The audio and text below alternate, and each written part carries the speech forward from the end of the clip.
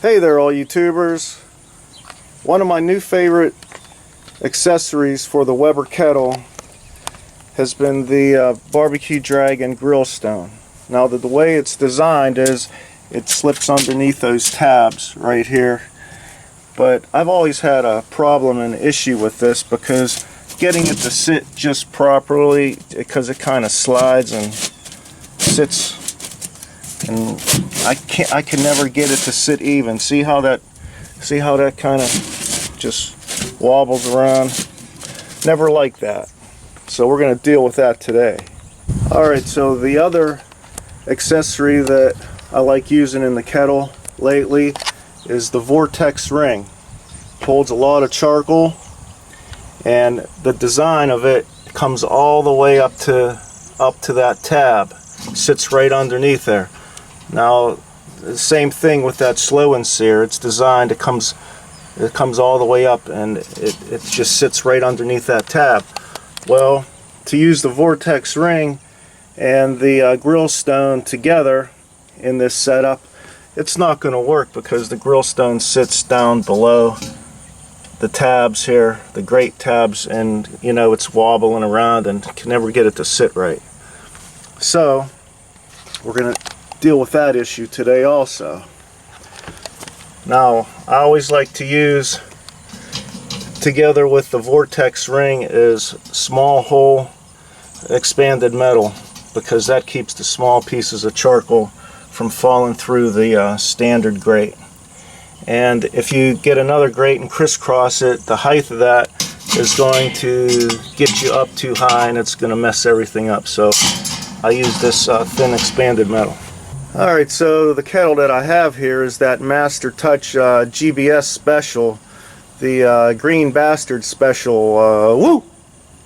So the thing is, it had this holder for the lid. I never really used it, but the screws that held it always hung up the grate, and it was always annoying because I had to go underneath the screws to get my grate onto the tabs. So I eliminated that, put in longer screws here, drilled one hole here, so now we got 3 points. So my grate is going to sit on these screws right here, and now I'll be able to put that Grillstone, and that will sit on these tabs up with plenty of clearance, so the Vortex will fit underneath there. And now that'll keep that Grillstone from wobbling and slipping and falling and getting all funky. It's going to sit right on the tabs. Alright, so I'll be using my PID controller stoker unit, and I got a 7/8 inch hole drilled right there, and that's going to control the temp. Alrighty, so to ensure that all the air coming from the stoker is going to go up, under, and into the Vortex, I put a piece of aluminum foil down here. Okay, so just because I have it, I got a cracked piece of pizza stone. We're going to lay that right on top of that, just to add a little extra thermal mass if that Grillstone wasn't adding enough. Why is it necessary? No, but I got it, so why not use it? More thermal mass, that rocks. Alright, so as you can see, that Grillstone is sitting on those tabs now, nice and solid. Look at that. And you have access if you want to grab it and pick it up and move it out of there. So I'm real happy with that. And somebody commented, why did I seal up those gaps in the corner of the Grillstone? Well, because we come to this point right here. As you can see, I don't want any air gaps here. I want it to be solid. No air gaps. The air comes under, up, and out. Okay, so now I was able to manipulate my piece of aluminum foil, which is my drip pan. Nice little easy cleanup drip and grease catcher. You just roll it up, makes for easy cleanup. And I don't have to worry about that grill stone moving and slipping and sliding because it's sitting on those tabs. Alright, just grab my grill grate,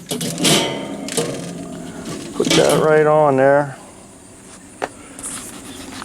and if you're interested, it'll still slide or spin. Yeah, spin. That's that spinny thing. Well, there's my setup, folks. Will it work? I don't know. One other thing. Here's always been the situation. You got your lid, and you got your vents up here. And you adjust the bottom, and you adjust the top. Well, it's all the way up here.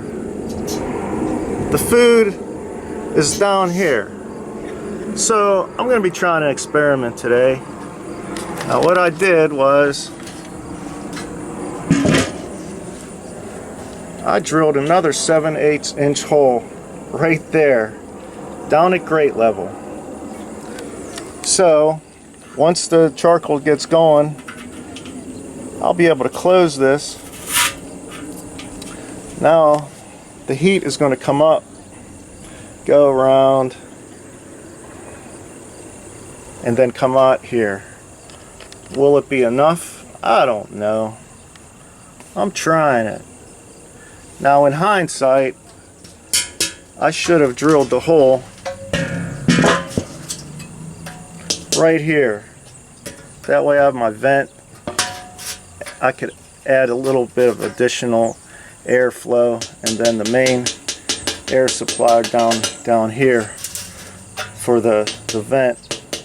But hey, I got another lid, no biggie. I don't even know if it's going to work. This is just practice. Just want to say these methods and techniques are not recommended. Do not destroy your equipment like I do.